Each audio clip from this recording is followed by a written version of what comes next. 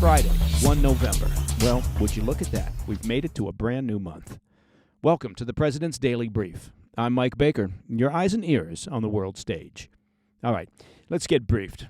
We're starting today's show with a new report from Israeli intelligence that claims Iran is preparing to carry out another major attack on Israel, possibly before the U.S. presidential elections on 5 November.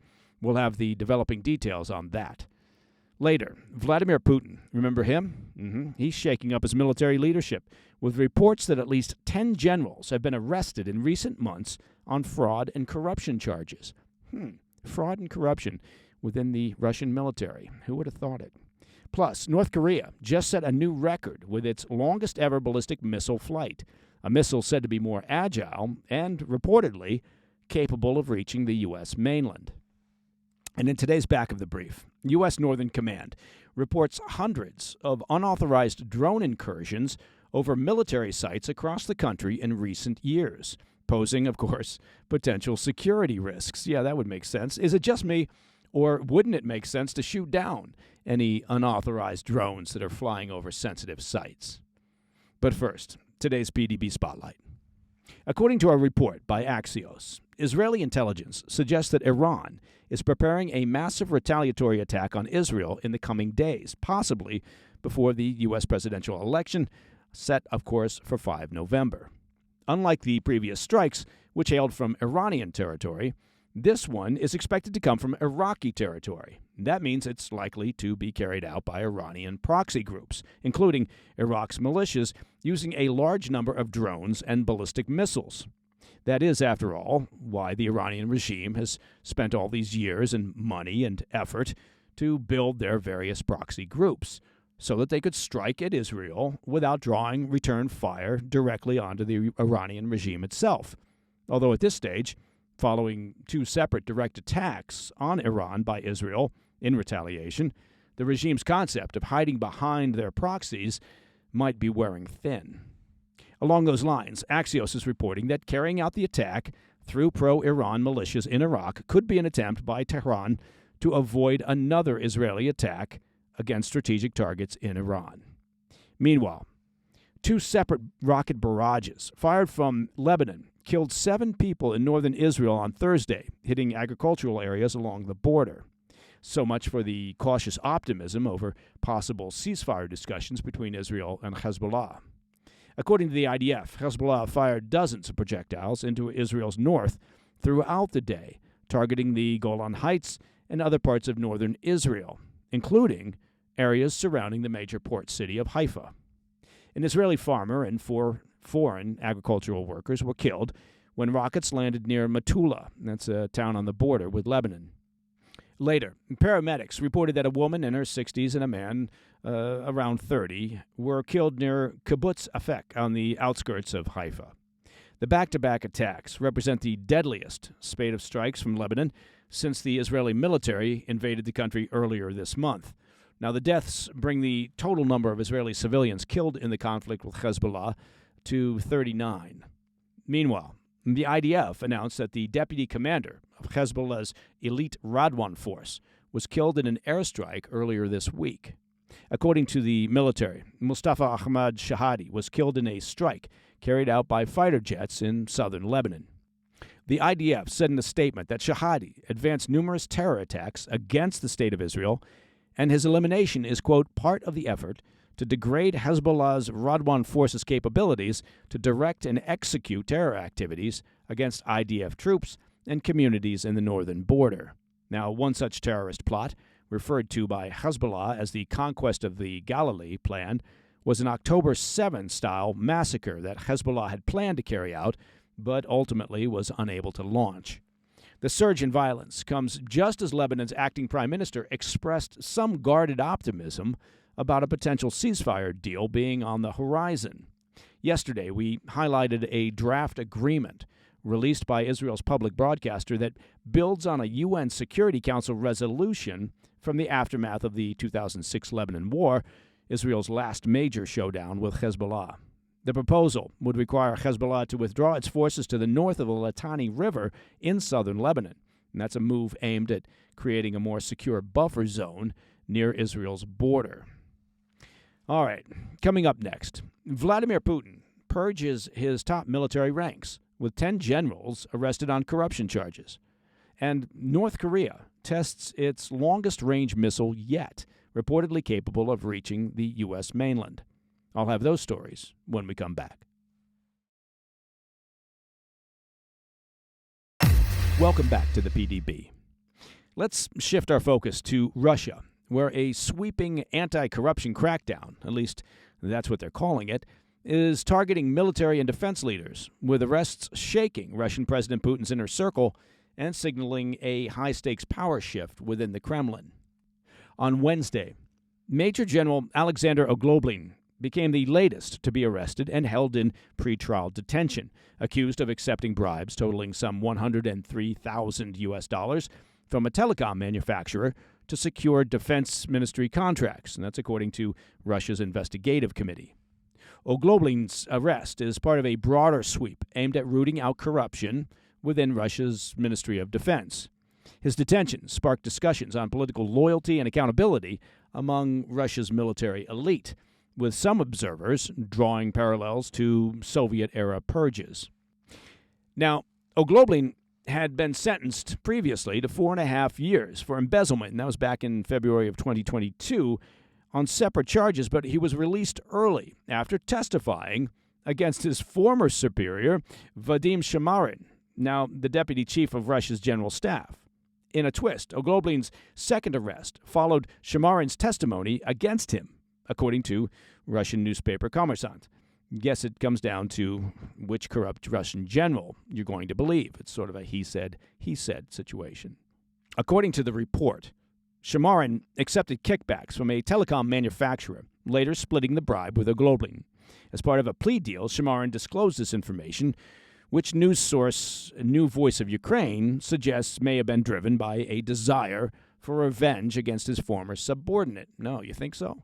That same Wednesday, the British Ministry of Defense noted Ogloblin's arrest as a sign of Russia's increased scrutiny on current and former defense officials appointed by former Defense Minister Sergei Shoigu, now the Security Council Secretary. According to John Foreman, a former British defense attaché, the FSB, Russia's intelligence agency, has been, in his words, quote, slowly but steadily working through corruption cases within the defense ministry. Foreman hints this crackdown could eventually target Sergei Shoigu himself, noting that Shoigu, nearing 70 years old, might soon be expendable to Putin. Foreman stated, quote, next year might be a convenient time for Putin to thank him for his service, end quote. In just 5 months, at least 10 generals and senior defense ministry officials connected to Shoigu have been detained or prosecuted on fraud and corruption charges. Notably, in September, the investigative committee arrested Russia's deputy commander of the Leningrad military district for allegedly accepting a $203,000 bribe tied to uniform supply contracts. Just days earlier, General Pavel Popov, former deputy defense minister, was arrested on charges of fraud related to the construction of a Kremlin-backed patriotic project. Investigators revealed Popov owns luxury properties, do tell, valued at over $5 million, exposing a lifestyle far beyond his government salary. The investigative committee initiated these arrests following Putin's re-election and the May appointment, of course, of Andrei Belousov as the new defense minister. Known for his integrity, but lacking military experience, meaning he has none, Belousov appears tasked with a clear mission: eliminate corruption within the ministry. Now, this crackdown, labeled a, quote, purge by Russian military-focused Telegram channels, suggests a potential power shift as Belousov seeks to dismantle corruption within the ranks, or consolidate his own power, or both. Shoigu's potential downfall mirrors the political trajectory of Dmitry Medvedev, Russia's former president and prime minister, whose influence waned as his associates faced corruption charges. Shoigu possibly appears poised for a similar fate, remaining silent as his once powerful network unravels under anti-corruption scrutiny, as the Kremlin recalibrates its inner circle. Now, whether it's Putin or China's Xi Jinping, anti-corruption drives tend to be the favored vehicle of autocratic leaders when tightening their grip on power and purging those whose loyalty may be in question. All right, turning to North Korea. Leader Kim Jong-un ordered a bold escalation Thursday, authorizing an intercontinental ballistic missile, an ICBM launch, marking its longest ever recorded flight time and within potential striking distance of the U.S. This ICBM launch appears to signal Pyongyang's interest in capturing the attention of the U.S. just days before the presidential election. And this is not atypical for Kim Jong-un. He has a habit of launching a missile anytime he feels ignored or disrespected. This particular launch, this missile, traveled about 620 miles before landing in the Sea of Japan, reaching a peak altitude of some 4,350 miles. It's important to note that although fired at a high angle, the missile's potential range suggests that it could reach Anchorage, Alaska. While Thursday's test posed no immediate threat to the U.S. or its allies, it underscores North Korea's advancing missile capabilities. At the launch, Kim described the missile test as, quote, an appropriate military action against adversaries that he claims pose direct threats to North Korea. According to North Korea's defense ministry, Kim added that the test was a warning to the regime's rivals, and the test exceeded the characteristics of previous launches. Now, South Korea's Joint Chiefs of Staff identified the weapon as a new solid-fueled ICBM, a potential advancement in Pyongyang's arsenal. Solid-fueled missiles are quicker to launch and harder to detect than their liquid-fueled counterparts, making them a more formidable threat. South Korean intelligence also reports that the missile was launched from a massive 12-axle vehicle, the largest of its kind in North Korea, fueling speculation that Pyongyang could be developing even larger ICBMs.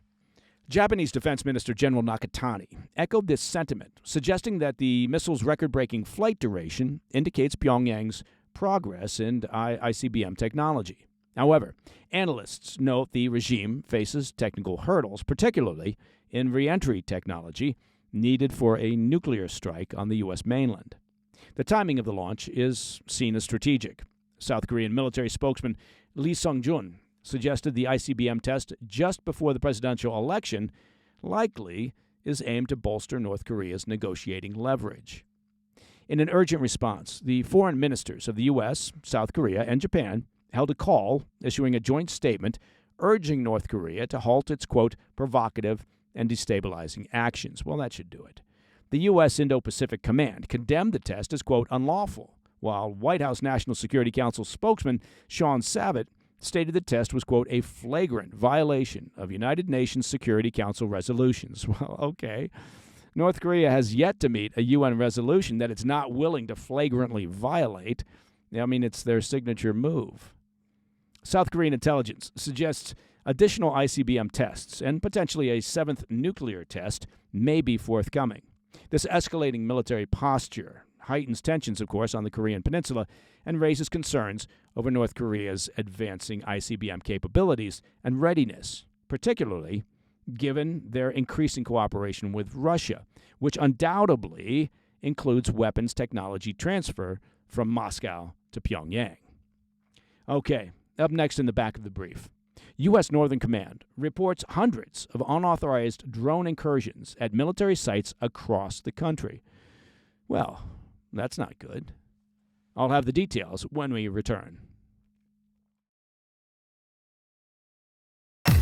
In today's back of the brief, reports of hundreds of unauthorized drone flights over U.S. military bases on American soil heighten Pentagon security concerns, but the true extent of these incursions remains unknown. The Defense Department has been particularly alarmed by incursions near sensitive Pentagon installations like Langley Air Force Base, home to the Air Force's F-22 fighter jets, previously reported by the Wall Street Journal. While Northern American Aerospace Defense Command, NORAD, data shows unmanned aircraft systems, which are known as UAS sightings, decreasing slightly over the past few years, from 250 in 2022 to 202 in 2023, and so far 163 in 2024. Look at me toss all those numbers out at you. The trend isn't entirely reassuring. New detection systems are likely increasing awareness of drone activity, suggesting that many past events may have slipped under the radar, literally. General Gregory Gio, the commander of U.S. Northern Command, NORTHCOM, and NORAD, speculates that while most are likely the work of local hobbyists, that's quite the hobby, The proximity to classified programs has spurred speculation about foreign surveillance. Well, there's a thought, and it's probably a safe bet.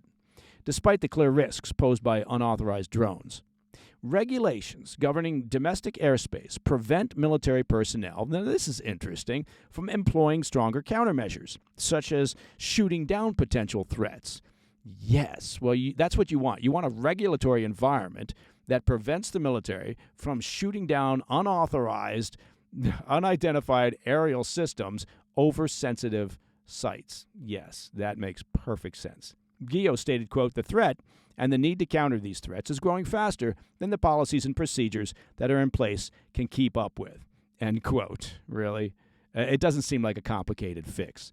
Just change the regulations so that any drone flying over restricted government or military airspace becomes fair game. There, I fixed it for you. Gio envisions Northcom as the, quote, lead synchronizer in counter-UAS efforts, exploring the utilization of GPS jamming and spoofing to disable unwanted drones.